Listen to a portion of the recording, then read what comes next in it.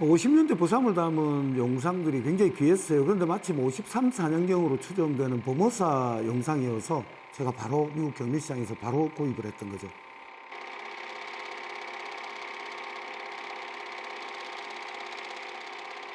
부산의 대표적인 천년고찰 범어사를 담은 1950년대 동영상입니다.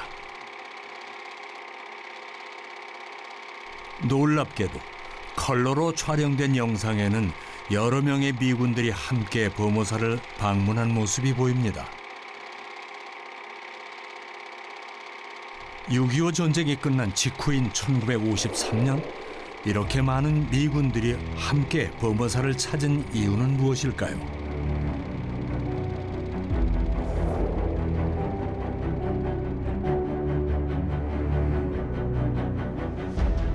경상남도 양산에 있는 명찰 통도사. 유서 깊은 이 사찰의 벽면에 도무지 어울리지 않는 낙서가 여기저기 남아 있습니다. 도대체 이 낙서는 누가 한 것일까요? 2019년 발견된 고문서가 단서를 제공합니다. 6월 25일 사변 후 국군 장병 3천여 명이 이 절사자를 써놨죠. 절에 들어왔다. 1000년이 넘는 역사를 지닌 두 고찰, 범어사와 통도사. 이 두 사찰과 6.25 전쟁은 대체 무슨 관련이 있는 것일까요? 전쟁의 한가운데 이 산사로 들어왔던 전우들은 산사에서 대체 무엇을 한 것일까요?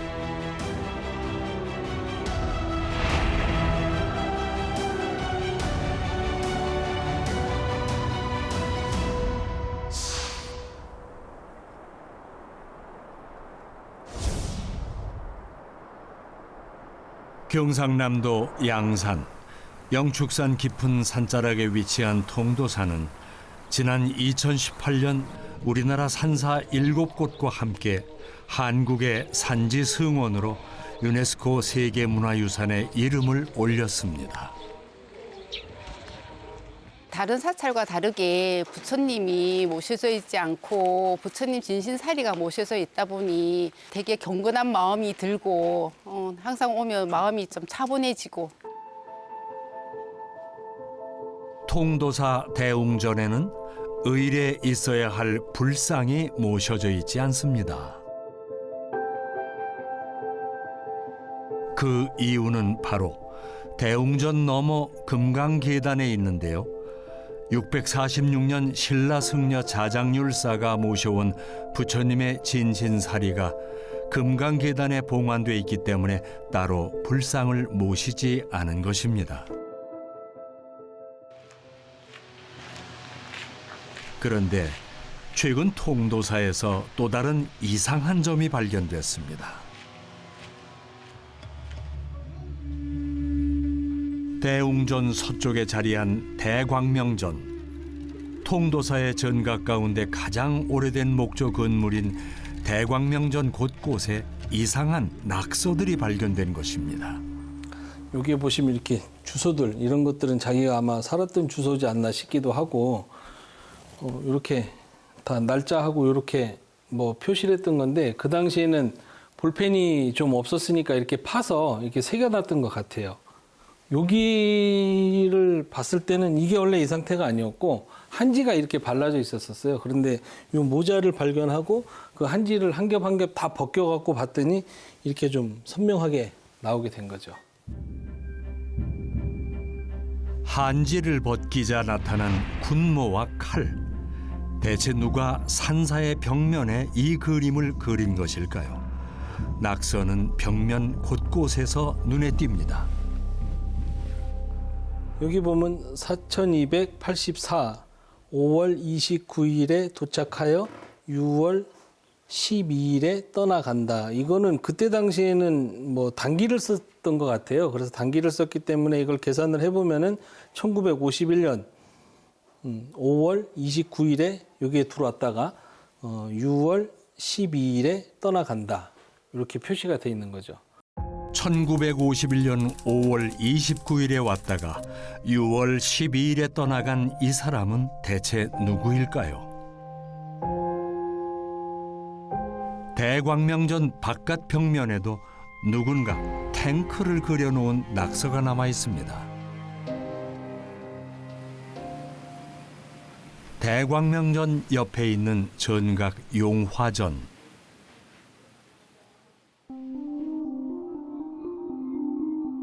지난 2019년 용화전에 모셔진 미륵불의 채색이 벗겨지고 표면이 균열돼 불상의 보수를 진행했습니다. 이 과정에서 통도사 낙서의 비밀을 밝혀줄 중요한 단서를 발견할 수 있었습니다. 그 2019년도에 여기 복장 유물 조사를 하려고 부처님 여기 뒤에를 열었더니 그 안에 다른 그 복장 유물들하고 그 6.25 때 당시에 썼던 그 연기문이 발견이 된 겁니다.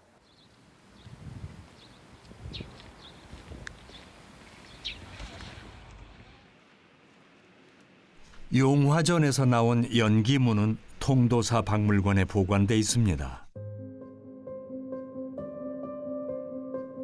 불상을 새롭게 조성할 때 역사를 써서 넣는 일종의 기록문인 이 연기문의 한 구절이 시선을 끕니다.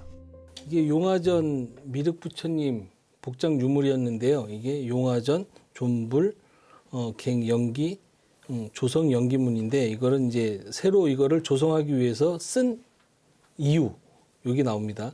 6월 25일 사변 후 국군 장병 3천여 명이 여기 절사자를 써놨죠. 절에 들어왔다 이런 뜻이 되는 거죠. 용화전 조성 연기문에는 6.25 전쟁이 한창인 1950년 국군 상위병 3천 명이 통도사에 들어왔다고 기록하고 있는데요. 이들은 왜 통도사로 들어온 것일까요?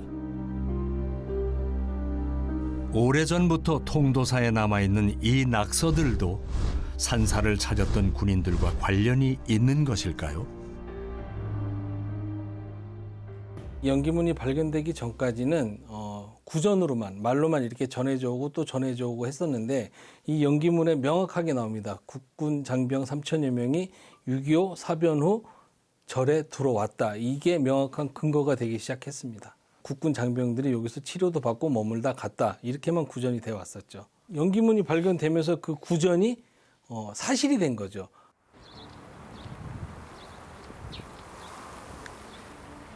그러니까 어른 스님들로부터 전해오던 이야기, 6.25 당시 통도사가 국군 야전병원으로 사용됐다는 이야기가 새롭게 발견된 연기문의 기록 덕분에 사실로 확인이 된 것입니다.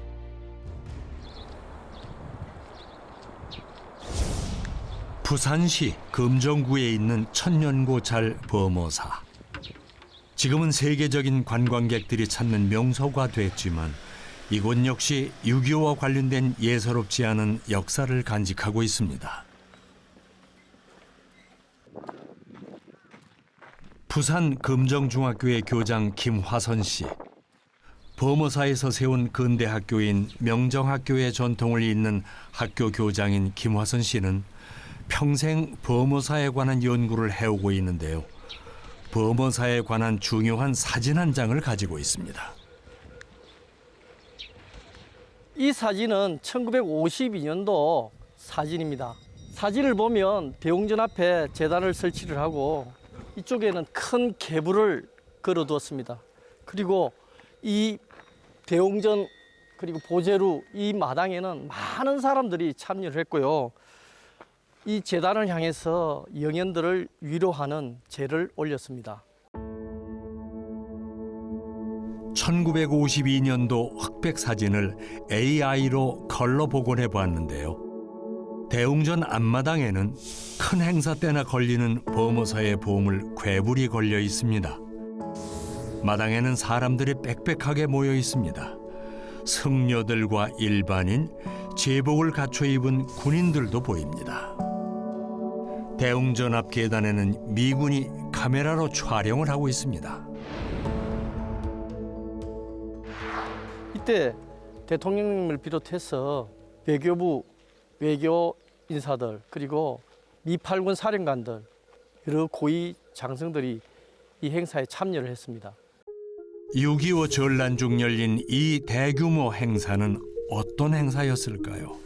52년도에 6.25 전쟁이 굉장히 치열하게 이루어진 상황이었습니다. 여기에는 많은 사상자들도 있었고 또 돌아가신 분들도 많이 있었는데, 현재 이 사진은 범어사에서 군경 합동 위령제가 이루어지고 있는 그런 사진입니다. 이승만 대통령이 참석한 범어사 위령제의 기사는 신문에서도 확인됩니다. 1952년 열린 전몰장병 추도식은 무려 849의 유해를 모시고 진행됐고, 백발의 노 대통령이 범어사까지 찾아와 참석했다고 신문은 적고 있습니다.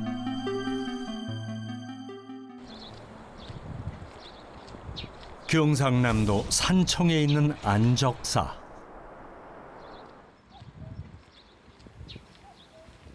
범어사의 말사인 이곳에서 생활하고 있는 올해 97세의 노스님.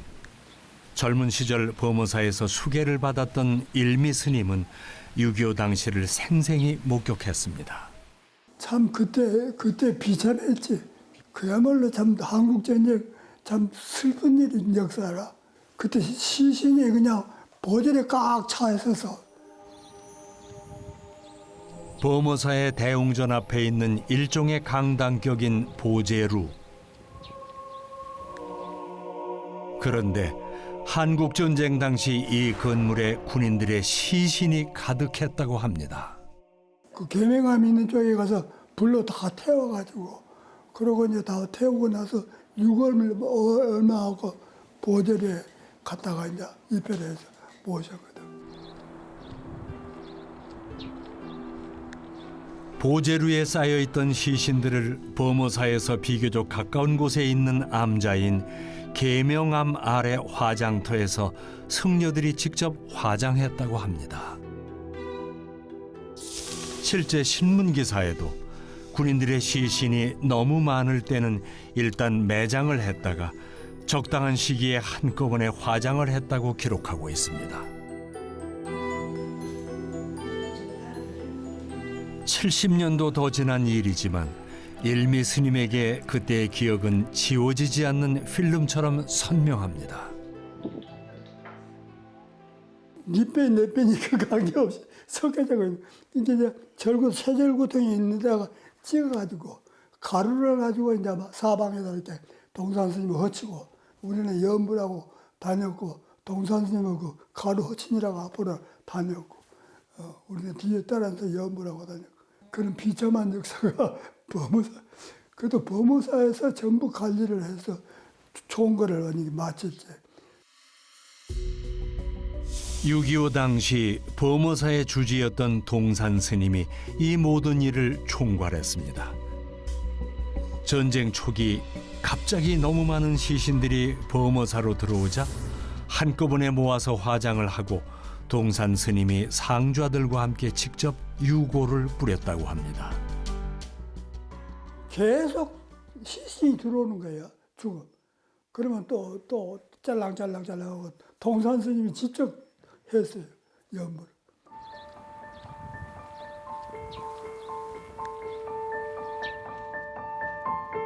산사의 비극을 부추긴 것은 6.25 초기 치열했던 낙동강 전투였습니다. 6.25 전쟁이 발발한 지 불과 한 달 만에 국군과 유엔군은 이곳 낙동강 위협까지 후퇴하게 되었는데요. 지금 여기 보시다시피 그 낙동강이 흐르고 있고요. 그 낙동강을 따라서 방어선이 형성되어 있다는 것을 보실 수가 있는데요. 경북 영덕에서부터 시작하여 경남 마산에 이르는 총 240km의 방어선이 되겠습니다. 당시 대한민국의 이제 대부분을 북한군에게 빼앗기고 여기 보이는 경상도 일부 지역과 제주도를 비롯한 도서 지역만 남아있는 상황이었기 때문에 국군과 유엔군은 더 이상 물러날 곳이 없는 절체절명의 그런 위기의 순간이었다고 보시면 되겠습니다. 6.25 전쟁이 발발하고 한 달여 만에 국군은 낙동강 전선까지 밀립니다. 그리고 바로 이곳에서 북한군의 남진을 저지하는 필사의 전투를 벌이게 됩니다. 낙동강 방어선 자체가 한국 전쟁에 있어서 현재 정전 체제를 만드는 데 있어서 가장 결정적인 지점이었다 이렇게 말씀드릴 수가 있습니다. 왜냐? 사실 한국군 그 6.25 전쟁에 있어서 반격 작전이 시행이 되고 삿발사선 이남으로 북진할 수 있었던 게 인천 상륙 작전이 있었기 때문이었거든요. 근데 인천 상륙 작전이 있었다는 것은 거기에 투입될 병력이 있어야 되지 않습니까? 무기가 있어야 되고 장비가 있어야 되고 이것들을 낙동강 방어선을 통해서 북한군의 주력을 거기서 저지시켰기 때문에 유엔군과 미군이 투입될 시간을 벌었던 겁니다. 그래서 일본에 있던 미군들, 그다음에 전 세계적으로 있었던 해군 병력들, 함정들이 다 결정적으로 인천 상륙작전에 직결시킬 수가 있었던 것이죠.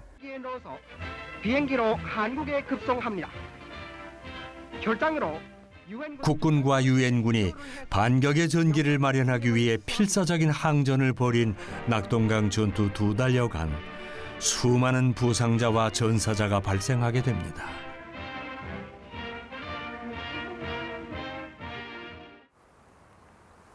그러자 이들 부상자와 전사자들을 수용하기 위해 1950년 8월 피난 수도가 된 부산은 긴박하게 움직이기 시작합니다. 전쟁이 발발하면서 아무래도 이쪽은 이제 가장 그 후방의 최요지였기 때문에 국군병원도 굉장히 많이 생기죠. 예를 들면은 제3육군병원 같은 경우에 광주에서 시작했지만 전쟁이 발발하면서 결국 부산으로 와서 대청초등학교에 자리를 잡았고, 그다음에 단일병원으로서 가장 큰 병원이 과거에 그 상공회의소가 있었던 제5육군병원입니다. 이 병원은 9개 병동을 군데군데에 둘 정도였고요. 그리고 이제 제31 그 야전병원 같은 경우는 지금 온천장에서 현재 부산대학교가 자리한 이 일대에 이제 야전의 천막을 무려 227동을 쳤다고 합니다. 그런데 그 당시 보통 일반 천막 같은 경우는 이제 24인용 군용 텐트이기 때문에 그 규모가 4,000명이 넘는 인원을 수용할 수 있었다 그래요.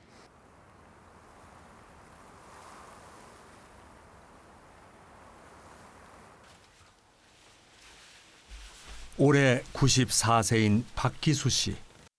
그는 6.25 당시 30일 육군병원의 의무병이었습니다.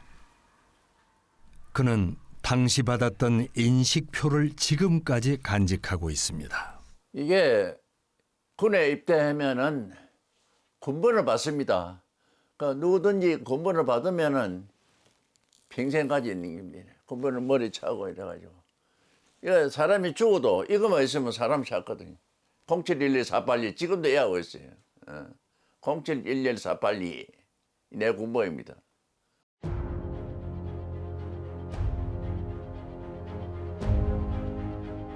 평생 잊지 못한 군번을 받은 것은 1950년.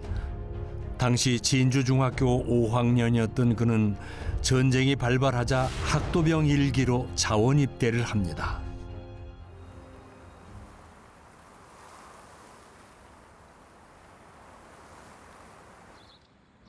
옛 진주농림학교 자리인 국립경상대학교 칠암 캠퍼스에는 학도병비가 세워져 있습니다. 비석에는 당시 학도병으로 전쟁에 나섰던 진주 학생들의 이름이 새겨져 있습니다. 저 이름 여기 있습니다. 박기수. 5학년 때 19살이죠. 그러니까. 이거 전부 다 20살, 19, 21 아마 그 4개, 5개 차이 전부 다 학생들이.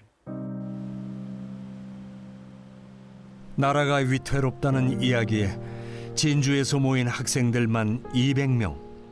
2달간의 짧은 훈련을 받고 함경북도 청진을 향해 출발을 합니다. 그런데 갑자기 일사후퇴가 발생해 기차는 방향을 돌려 남쪽으로 향하게 됩니다. 박기수 씨가 도착한 곳은 부산 온천장 일대 30일 육군병원이었습니다. 아무것도 없는 허허벌판에 천막을 치는 일부터 학도병들이 직접 했습니다. 급하게 야전에 천막을 치자마자 부상병들이 몰려들기 시작했습니다. 그리고 51년과 52년도에는 그 부상자 현황이 한 10만 명 이상이 넘어가거든요. 그 10만 명을 수용을 해야 되는데 그 당시 병원 숫자는 일반 야전 병원 숫자만 하면 한 23개 정도가 된 숫자였고 이동외과 병원까지 다 포함을 한다면 이제 한 31~2개 정도 되는 그런 상황이었기 때문에 수용할 수가 있는 규모를 벌써 넘었었죠. 그러한 여러 가지 상황을 다 고려해 본다면 그 당시 병원의 수용 시설은 굉장히 부족했다.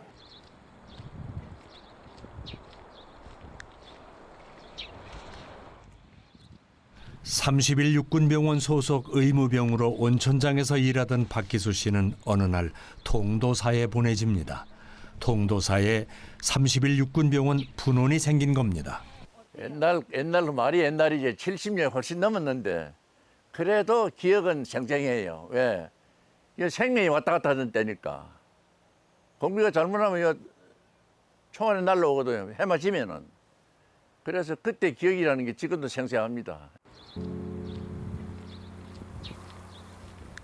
보급을 담당했던 박기수 씨는 일주일에 한 번씩 정기적으로 통도사를 방문했습니다. 갑자기 30일 육군병원에 분원이 된 통도사 전각에는 스님들 대신 환자들이 가득했습니다. 경환자, 그러니까 상처가 거의 나은 사람들, 움직이기 편리한 사람들, 그러니까 활동 범위가 그리 안 넓어도 괜찮지만은 중환자 누워 있는 게 아니고 여기서는 움직여가지고 경환자들이 이제 빨리 회복할 수 있는 그 경환자면 말하자면 여기서 완전히 완치가 되면 이제 입양제대나 이래 또 다시 군복무로 넘어가고 이랬죠. 예. 통도사가 야전병원으로 사용된 사실은 국가기록원 기록에도 남아 있습니다. 1951년 작성된 문서를 보면 일반 사찰의 군기관 사용은 금하고 있지만 통도사만은 30일 육군병원 분원으로 사용 중이라고 명시하고 있습니다.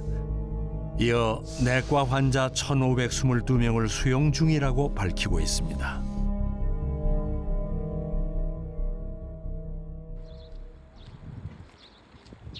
통도사 암자 가운데 유일한 비구니 암자인 보타암.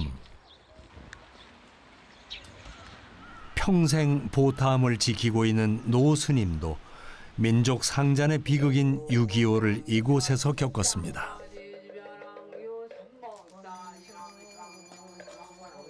보타암의 각 전각들도 환자들로 가득했습니다. 그때 9월이었어요. 음력 9월. 나락이 노랗게 익을라 할 때거든. 음력 9월 초성쯤 됐어. 마당에 그냥 군인들이 바글바글 하더라고. 예고도 없이 바글바글해요. 그래 들어오니까 막 문 닫아놓은 것도 필요 없고 법당에는 이미 벌써 환자들이 들어가가 있고 근데 우리를 보고 나가라 그러대. 우선의 몸부터 나가라 그래. 짐을 두고 나갔죠 우리는. 당시 11살 동자승이었던 스님은 통도사 근처 마을에 머물면서 스님들의 심부름으로 절에 자주 드나들었습니다. 그렇게 드나들면서 절 안의 상황을 종종 목격했습니다. 그 육군병원 사무실은 지금 통도사 이게 종무소가 밖에가 있는데 옛날 종무소 있던 그 자리가 사무실이었다. 환자들 육군병원에서 치료했죠. 뭐 중경상 입은 사람은 거기서 치료하고 지금 막 죽을 사람은 지원함하고 여기하고 다 와 죽었다니까. 문 열리가 있어서 이래 들다 보니까 요렇게 좁은 침대, 군인 침대 장난한데 그 전부 중환자들이 누웠어.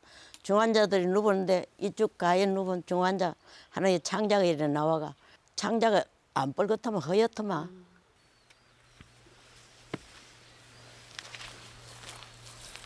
노스님을 모시고 있는 원행 스님은 종종 보타암 뒤쪽 야산 산책을 합니다.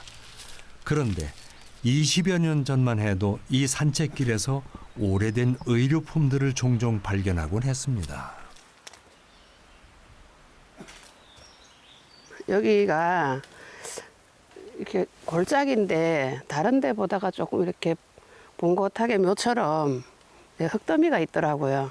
공사하다가 보니까 포크레인 이렇게 이런 거 정리하면서 보니까 그런 게 병이 나오더라고요. 주사기, 작은 주사기 모양, 또 옛날 그 링거병처럼 큰 주사기 모양, 그런 병들이, 작은 병들이 많이 나왔어요, 유리병이. 그래서, 왜 쓰레기를 버려야지, 여기다 왜 묻어 놓으셨어요? 노스님께 그랬더니, 노스님께서, 야, 우리가 쓰레기를 왜 묻었겠노? 아마 예전에 병원이었을 때, 그 군인 환자들 있을 때 버린 거 아닐까 이렇게 얘기하시더라고요. 그러니까 왜냐하면 당신도 이게 묻어져 있었기 때문에, 흙에 묻어져 있었기 때문에 이게 있다고 생각을 못했죠. 그러니까 통도사 내에서도 중환자는 보타함과 치원함에, 경환자들은 통도사 본원에 수용을 했던 것입니다. 이때 건강이 좀 회복돼 통도사에 머물던 군인들이 낙서를 한 것으로 추정됩니다. 그런데 벽면에는 이별의 시라는 제목이 적힌 인상적인 시 한 편이 한글로 씌어져 있습니다. 통도사에 잘 있거라. 정든 통도사를 떠나려고 하느니 세상이 하도 수상하니 갈 수밖에 더 있느냐. 요거는 저희가 이거를 조사하면서 신문에 이 시를 기사를 올렸었어요. 그랬더니 이 글씨 필체를 보고 아들이 되는 분한테 연락이 왔었어요. 그래서 그 아들하고 이제 직접 만나서 아버님 필적 대조도 해보고 했더니 아버님이 맞다 이렇게 해서 판명이 났었죠.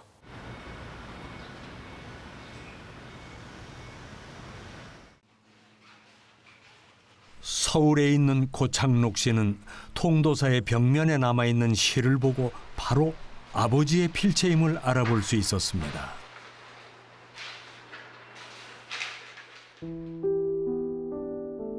이름 있는 한학자로 후학을 가르치셨던 아버지의 필체에 익숙했던 자녀들은 한눈에 아버지의 글씨체를 알아봤습니다.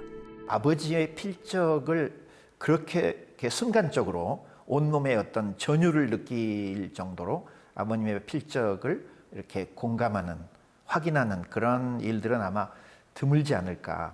저희 형제들 또는 저희 가족들이 저 글씨는 분명히 아버님이 남기신 글씨다. 그래서 거의 저희 가족들은 바로 알아볼 수 있었죠. 아버지 고재석 씨는 3대 독자였지만 6.25가 나자 자원 입대를 했습니다. 그런데 평생 지병이었던 위장병이 심해지면서 통도사 분원으로 입원했습니다.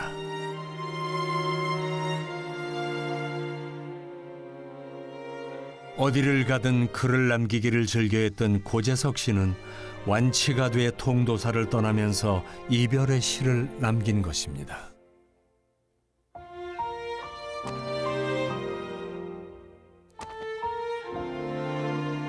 가노라 통도사야 잘 있거라 전우들아. 정든 통도사를 떠나려고 하려마는 세상이 하도 수상하니 갈 수밖에 더 있느냐.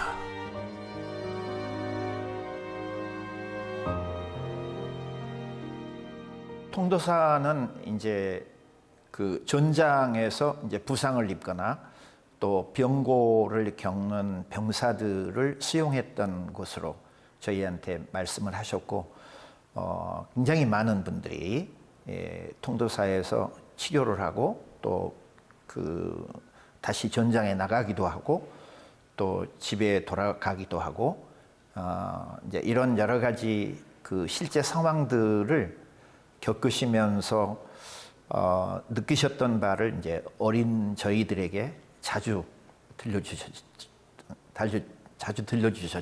그래서 저희는 통도사에 대한 얘기를 처음에는 그 어리니까 어느 곳에 있는 절인지도 모르지만 저희 가족들은 아주 그 귀에 익숙하게 통도사에 대한 그런 기억들이 지금도 남아 있었습니다.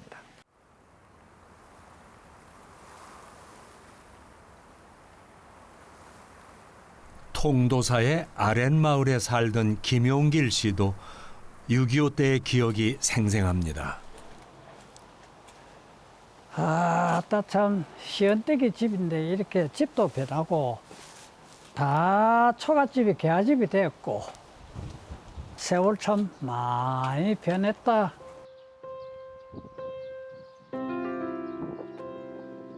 당시 고등학생이었던 김용길 씨의 집에는 통도사에서 나와 마땅한 거처가 없던 스님들이 자주 드나들곤 했습니다. 스님들은 통도사에 갈 일이 있을 때면 학생인 김용길 씨를 데려가곤 했습니다.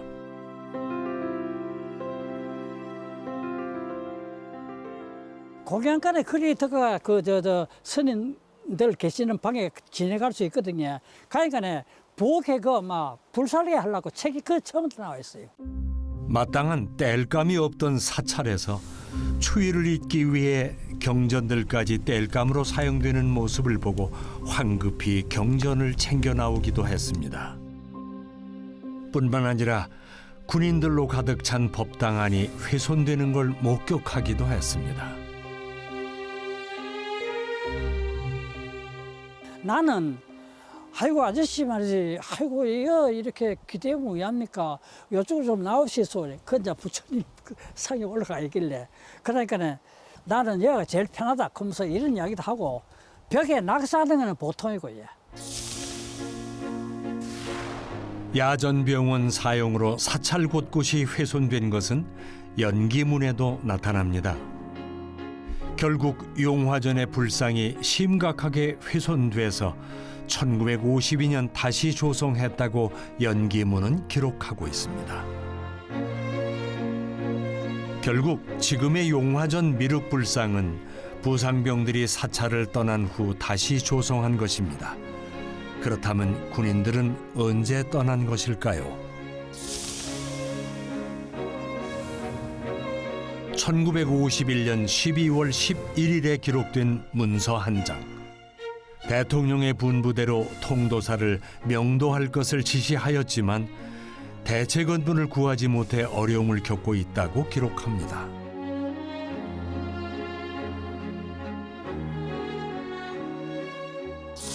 그런데 연기문을 보면 군인들은 그해 겨울을 통도사에서 보내고 1952년 봄에야 비로소 절을 떠났다고 기록하고 있습니다. 전쟁이 벌어지는 그 어간에 수많은 부상자들을 치료하고 또 치료하고 나서도 좀 회복시킬 수 있는 그러한 단계를 거칠 수 있는 시설물들이 워낙 없는 상태에서는 그러한 민간 시설 또는 이런 사찰과 같은 이런 시설들이 그 당시 만약에 없었다면 그 많은 그 부상자와 환자들을 어떻게 다 치료하고 다시 이 사회로 또는 군대로 다시 복귀시킬 수 있었겠습니까? 그런 측면에서 굉장히 부족하고 열악했던 그 당시 한국 국군의 그 병원 의료 지원 시설을 놓고 봤을 때는 굉장히 큰 역할을 했다. 그것은 아마 좀 지나면 좀 더 역사적인 평가가 더 제대로 내려지지 않을까 생각합니다. 이 문서들을 토대로 통도사는 지난 2021년 사찰 가운데 최초로 국가현충 시설로 지정됐습니다.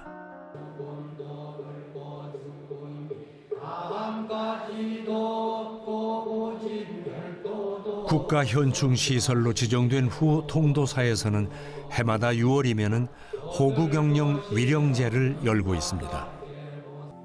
국난의 시기, 조국을 지키기 위해 애쓴 호국영령들과 이 산사를 거쳐간 군인들을 잊지 않기 위해서입니다. 통도사는 이제 장건 때, 신라시대 장건 때부터 자장율사께서 그 당시에 대국통으로 또 그 지휘를 하는 데 계셨고, 늘 이제 국가, 나라에 대한 그와 운명을 같이 했다고 할 수 있습니다. 가신 분들의 선열들을 어떻게 저희 후손들이 넋을 기리고 추모를 할 수 있는 어떤 그게 많이 명분이 약했는데, 마침 이제 현충 시설로 이렇게 지정을 해 주셔가지고 이제 공식적으로 이제 희생된 모든 선열들을 함께 추모할 수 있는 큰 아마 계기가 된 것 같습니다. 범어사에서 1년 중 가장 큰 제가 치러지는 날입니다.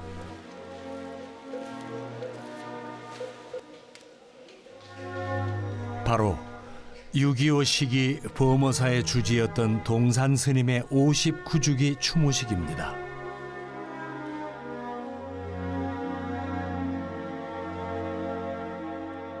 일제강점기 이후 범어사를 청정도량으로 다시 세우는데 큰 역할을 한 동산 스님은 6.25 당시에도 여러 사부대중을 끌어안았던 것으로도 유명합니다. 살림을 서는 원주는 스님 살이 없습니다. 그렇게 하거든. 그러니까 이놈아, 한 사람은 뭐 한 그릇 붓고 10사람은 10그릇 물 부으면 되는데 무엇이 양식이 없다고 걱정하느냐.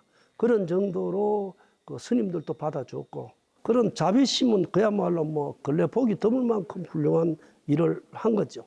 그때 이제 동산 스님이 거기 이제 총 대장이라 그 범어사의 이제 조실 스님인데 그때 이제 통도사 경봉 스님도 거기 와서 계셨거든. 통도사 경봉 스님 또 저 서남사 또 어느 큰 스님 그렇게 해서 다 와가지고 거기서 그 제를 지내면서 그 입에다 모시고 그랬거든.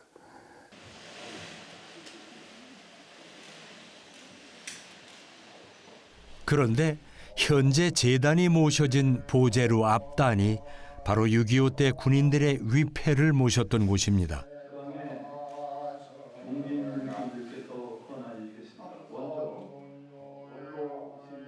행자생활을 하고 뭐 승려가 될 때까지 오만 심부름 다 하니까 그때 요 청소도 했을 거 아니에요. 그렇게 일하니까 여기가 몇 구인지는 몰라도 많이 있었습니다. 지금 이렇게 저쪽에서부터 끝까지 저렇게 해갖고 다 있었습니다. 여기 바로 여기 지금 이 조금 높게 해갖고 요 밑에. 당시의 신문 보도에도 육군의 공식 중앙유골 안치소가 범어사에 설치돼 있다고 기록하고 있습니다. 그리고 유해 안치에 사용되는 건물이 무려 10여 동에 달한다고 적고 있습니다.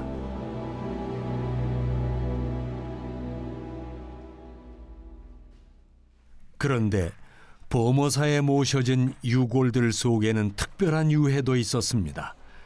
김화선 씨가 가지고 있는 이 한 장의 사진이 그것을 증명합니다. 바로 동산 스님이 순국 선열들을 위한 제를 모시고 있는 사진인데요. 자세히 보면 오른편에 유엔군 전몰이라는 글씨가 보입니다. 지금 보면 유엔군 추모 행사라고 되어 있지 않습니까? 범어사에서 유엔군들의 유골들도 범어사에 안치되어 있었다고 볼 수가 있고요. 그다음 그 이후에 이제 유엔묘지가 만들어지면서 범어사에 있던 유골들이 유엔묘지로 전부 다 안치되었다라는 그런 이야기들이 계속 전해져 오고 있었습니다.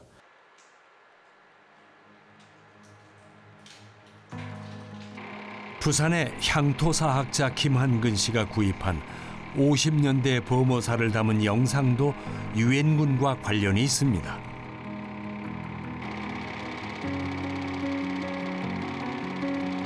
범어사 일주문을 향하는 한 무리의 미군들이 보이는데요.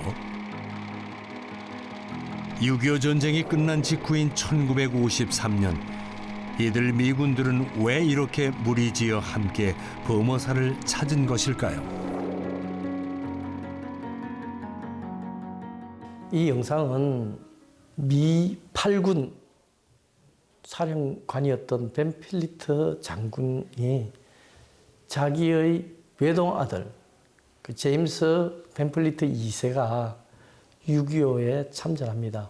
그 당시 공군 비행사로서 평양 폭격 전투에 참여했는데 행방불명이 됩니다. 1951년 한국에 온 미 8군 사령관 벤 플리트 장군의 외아들 지미 벤 플리트는 1952년 4월 4일 공군 조종사로 작전 참가 중에 실종됩니다. 이 사실은 미국 전역에 알려지면서 지미 벤플리트를 찾아야 한다는 여론이 높았습니다. 한국군과 유엔군은 지미 벤플리트를 찾기 위해 위험한 가운데 대대적인 수색을 벌이지만 별다른 성과를 올리지 못합니다.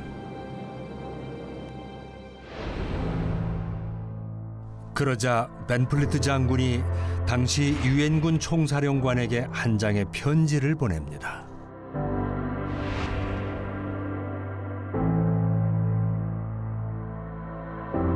실종된 아들의 수색을 중단해 달라는 내용이었습니다.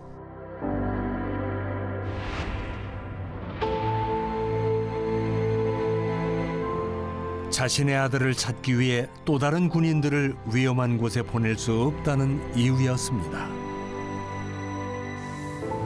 이 건의는 받아들여지고 수색은 중단됩니다. 아들 벤플리트의 시신은 전쟁이 끝난 뒤에도 찾지 못했습니다. 전쟁이 끝나자마자 장군이 아들의 제를 지내기 위해 부하들과 함께 범어사를 찾은 것입니다. 장군은 왜 하필 아들의 제를 지낼 장소로 범어사를 택한 것일까요? 당시 범어사는 국가가 지정한 현충 시설로서 많은 전몰 장병들을 추모하는 행사를 진행했던 곳이기도 합니다. 그래서 유엔군이라든지 국군이라든지 범어사에 대한 부분들은 충분히 다 잘 알고 있었고요. 그래서 벤필리트 장군을 위시해서 미8군 여러 병사들이 범어사에 와가지고 추모 행사를 지내는 그러한 영상이 담겨져 있는 것입니다. 6.25 당시 한국을 방문한 미 대통령 특사가 범어사 방문을 희망할 정도로 범어사는 미군들에게도 특별한 장소로 인식되고 있었습니다.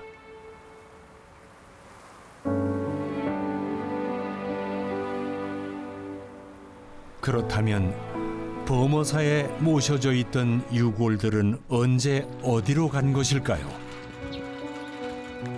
부산 강서구 가락동, 낙동강이 보이는 곳에 작은 국가관리 묘역이 있습니다. 이곳은 39회에 우리 국군 용사가 모셔져 있는 곳입니다. 범어사에서 모셔와가지고 이곳에 유해를 안치하고 이렇게 묘역을 만들어 둔 곳입니다.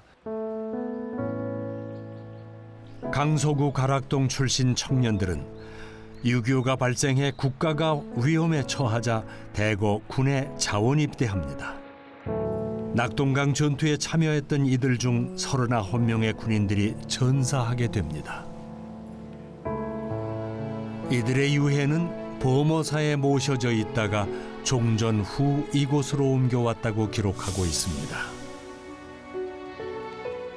전쟁이 끝나고 난 뒤에 우리도 이제 호국 시설을 만들어야 되는데 국립현충원, 지금의 국립현충원을 국군묘지로 그 당시 이름이 있었거든요.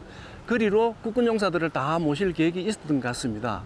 그런데 우리 지역에서 그 후손들이라든지 친인척들이라든지 이런 분들이 우리 지역의 용사들은 우리 지역에서 모시겠다 이렇게 생각을 했던 것 같습니다. 그래서 서울로 모시겠다는 계획은 있었는데 여기 우리 그 유족들에 의해서 이곳에 모시기로 그렇게 결정됐다는 기록이 있습니다.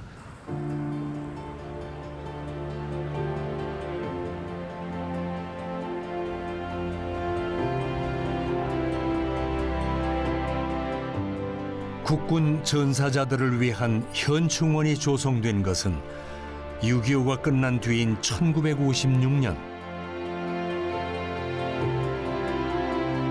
범어사에 임시로 모셔져 있던 유골들은 비로소 이곳 국립현충원으로 옮겨지게 됩니다.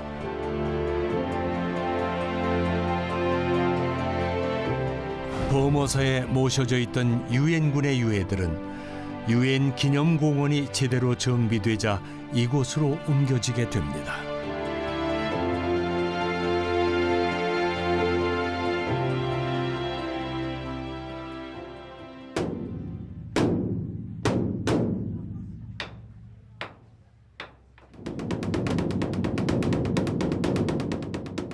6.25 전란 중 오갈 곳 없는 유해들을 받아들여 임시 현충원의 역할을 묵묵히 감당한 범어사는 2023년에야 비로소 국가현충시설로 지정이 됩니다.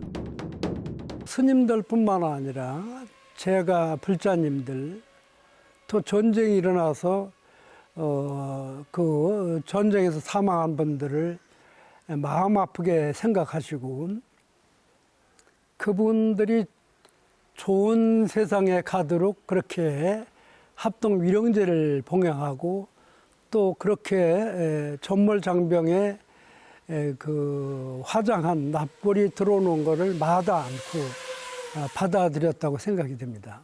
보훈처에서 충분히 범어사도 그 국가를 위해서 희생된 전몰장병을 위해서 위령제도 지내고 또 그분들의 위에도 모셨고 그래서 여러 가지를 참작해서 범어사가 지난해 현충시설로 지정이 된 것입니다. 6.25라는 참혹한 국난의 시기, 산사를 찾아든 전우들을 위해 부상병들을 품어하는 통도사. 나라를 위해 희생된 오갈 데 없는 호국 영령들의 넋을 받아들여 기리고 추모한 범어사.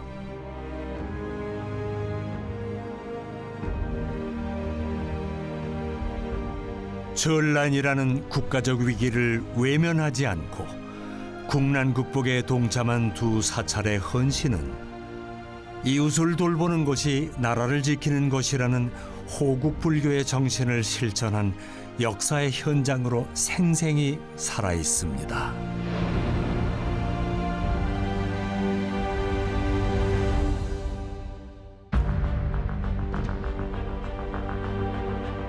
가노라 통도사야 잘 있거라 전우들아. 정든 통도사를 떠나려고 하려마는 세상이 하도 수상하니 갈 수밖에 더 있느냐.